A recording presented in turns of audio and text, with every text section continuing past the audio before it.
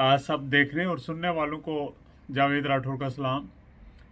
दोस्तों, पाकिस्तान के साबिक chief of army staff general Bajwa साहब ने कहा है, उनका बयान छपा है कई जगहों के ऊपर, कि हम जनरल्स इमरान खान के सहर में मुब्तला थे और हम गलत थे। जनरल साहब, आपने अपनी गलती का एतराफ़ किया, बहुत शुक्रिया आपका कि आपको एहसास हो गया। लेकिन जनाब, आपने तो एक गलती का एतराफ़ किया है, बाकी गलतियों का एतराफ़ कौन करेगा? आप सिर्फ उस वक्त गलत नहीं थे, आप तो बार बार गलत थे और कई बार गलत थे। क्या मैं आपसे पूछ सकता हूँ कि जब अयूब खान ने मार्शल लॉ लगाया, मुल्क के अंदर जमहूरियत की बसात लपेटी, क्या आप उस वक्त गलत नहीं थे? क्या जब मशरक़ी पाकिस्तान में एक पार्टी ने अक्सरियत ले ली और आपने उसको इक़्तिदार मुंतकिल नहीं किया, आप उस वक्त गलत नहीं थे? फिर मशरक़ी पाकिस्तान के लोगों पर आर्मी यलगार करके आपने उनके ऊपर जो तशद्दुद किया, क्या आप उस वक्त गलत नहीं थे? फिर वो शख्स जिसने टूटे हुए पाकिस्तान को फिर सहारा दिया, एटमी क़ुव्वत बनाया, इस्लामी सरबराही कॉन्फ्रेंस मुनक्कद की, दोबारा मुल्क को अपने पाँव पर खड़ा किया, आपने उसके इक़्तिदार को ख़त्म कर दिया रात के अंधेरे में, क्या आप उस वक्त गलत नहीं थे? फिर आपने कराची में MQM बनाई, अल्ताफ़ हुसैन को लॉन्च किया, क्या आप उस वक्त गलत नहीं थे? फिर आपने उसी मोहसिन पाकिस्तान को तख्ता दार पर लटका दिया, क्या आप उस वक्त गलत नहीं थे? फिर आपने उसके बाद मुल्क के अंदर एक जमहूरी हुकूमत को ख़त्म कर दिया, जुनिजो की हुकूमत को, क्या आप गलत नहीं थे? फिर पीपल्स पार्टी की हुकूमत आ गई और 2-2.5 साल बाद उसको भी ख़त्म कर दिया, क्या आप उस वक्त गलत नहीं थे? फिर आपने IGI बनवाई, नवाज़ शरीफ को लॉन्च किया, नवाज़ शरीफ को लेकर आए, क्या आप उस वक्त गलत नहीं थे?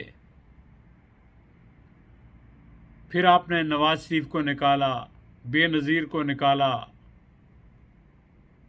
कभी एक को लाए, कभी दूसरे को लाए, क्या आप गलत नहीं थे? फिर आपने कारगिल पर जंग शुरू कर दी, क्या आप गलत नहीं थे? फिर आपने कहा कि आप नवाज़ शरीफ को आपने जब निकाला 2018 में, तो क्या आप गलत नहीं थे? फिर PDM को लेकर दोबारा जब आप आए और इमरान खान को उतारा, क्या आप गलत नहीं थे? सिर्फ इमरान खान को लाना ही गलती नहीं थी, इमरान खान को उतारना उससे बड़ी गलती थी, PDM को लेकर आना उससे बड़ी गलती थी। तालिबान आपने पैदा किए, आप गलत नहीं थे? जनाब, कहाँ कहाँ आप गलत नहीं थे, लेकिन आपको अपनी गलतियों का एहसास नहीं होता। इसलिए नहीं होता कि आपके पास बंदूक की ताकत है और इस ताकत के ज़रिए आप जो चाहें कर लें, लेकिन कोई आपका कुछ नहीं कर सकता। आप जब चीफ ऑफ आर्मी स्टाफ बनते हैं तो आप अपने आप को वज़ीर आज़म भी समझने लगते हैं, आप अपने आप को वज़ीर ख़जाना भी समझने लगते हैं, आप अपने आप को वज़ीर ख़ारजा भी समझने लगते हैं। यानी आप मुल्क के डिफेक्टो रूलर होते हैं। आपको कायदे आज़म का वो कौल याद नहीं, वो तकरीर याद नहीं, जिसमें उन्होंने फरमाया था कि हमारी मुसल्लह अफ़वाज का काम सिर्फ़ और सिर्फ सरहदों की हिफाजत करना है। उनका सियासत से और सियासी मामलात में मुदाखलत से कोई ताल्लुक़ नहीं है।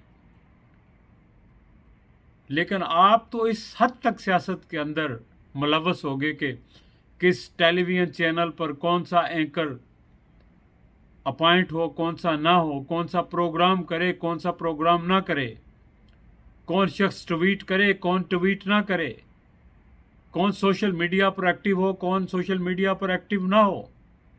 खुदा का खौफ करें, होश के नाखन लें।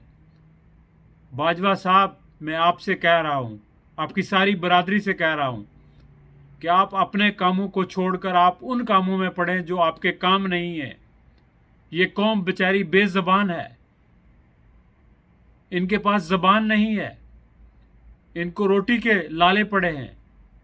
ये आटे की लाइनों में लगकर अपनी ज़िंदगियां गंवा रहे हैं। इनको इस हद तक मजबूर कर दिया है। बिलाशुबा इन सारी खराबियों में सिर्फ आप अकेले ही नहीं हैं शामिल, पाकिस्तान के सियासतदान भी हैं, पाकिस्तान की जुडिशरी भी है, पाकिस्तान के नाम नहायत दानिश्वर और साफ़ी भी हैं। लेकिन सबसे बड़ा कसूर आपका है। मैं समझता हूं कि अगर मैं इस वक्त जनरल आसम मनीर की जगह हूं, मैं खुल के कौम के सामने आकर जो इस अदारे ने गलतियां की हैं पिछले 70 सालों से, मैं कौम के सामने हाथ जोड़कर उसकी माफ़ी मांगूं और आइंदा इन गलतियों को रेक्टिफाई करने के लिए इस अदारे को मुकम्मल तौर पर सियासत से अलग करने का ऐलान करूं और एक कमीशन बनाऊं जो इन्वेस्टिगेट करे कि ये पॉलिसियां किस किस ने बनाई थी, किस किस के कहने पर बनाई थी, क्यों बनाई गई थी और इनसे मुल्क को कितना नुकसान हुआ। चलें, आप उनको सज़ा न दें, लेकिन सच तो सामने आना चाहिए। जब तक सच सामने नहीं आएगा, आप सच को तस्लीम नहीं करेंगे, आप कभी अपने आप को दुरुस्त नहीं कर सकते। जिस शख्स के अंदर इतनी अखलाकी जुर्रत ना हो, जिस अदारे के अंदर इतनी अखलाकी जुर्रत ना हो, जिस लीडर के अंदर इतनी अखलाकी जुर्रत ना हो और जिस मुल्क के अंदर इतनी अखलाकी जुर्रत ना हो कि वो अपनी गलतियां तस्लीम करे, वो गलतियां बार बार दोहराता रहेगा। और यही वजह है कि मुल्क एक बुहरान नहीं, एक तो माशी बुहरान था, फिर सियासी बुहरान हो गया, फिर जुडिशरी का बुहरान हो गया, आइन का बुहरान हो गया, अब तो मुल्क की सलामती का बुहरान मुल्क को दरपेश है। और हम लोग जो बाहर बैठे हैं, हमें पाकिस्तान से मोहब्बत है क्योंकि हमने वहाँ पर आंख खोली है, वो हमारा जन्मभूमि है, हम उस पर रंजीदा हैं। लेकिन आप लोगों को टस से मस नहीं है।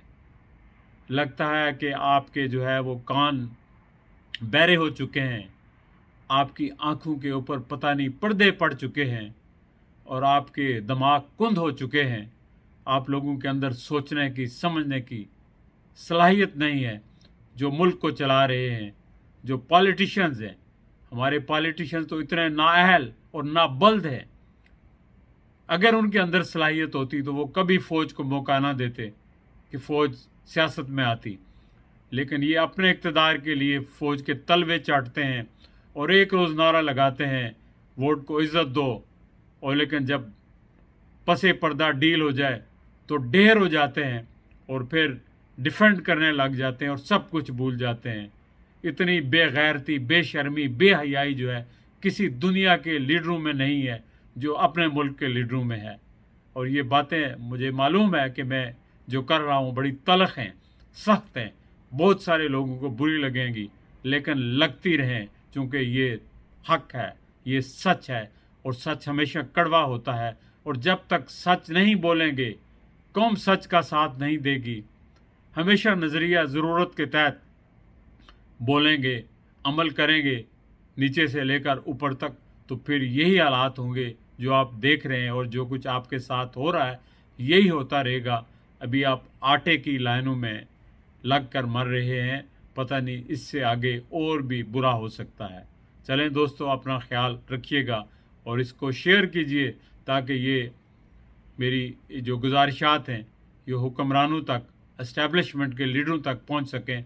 शायद किसी के दिमाग में, किसी के जहन में इस्लाह की जुस्तजू पैदा हो जाए और वो अपने आप को कि अपनी इस्लाह करने की कोशिश करे। बहुत शुक्रिया, अपना ख्याल रखिए। खुदा हाफिज़।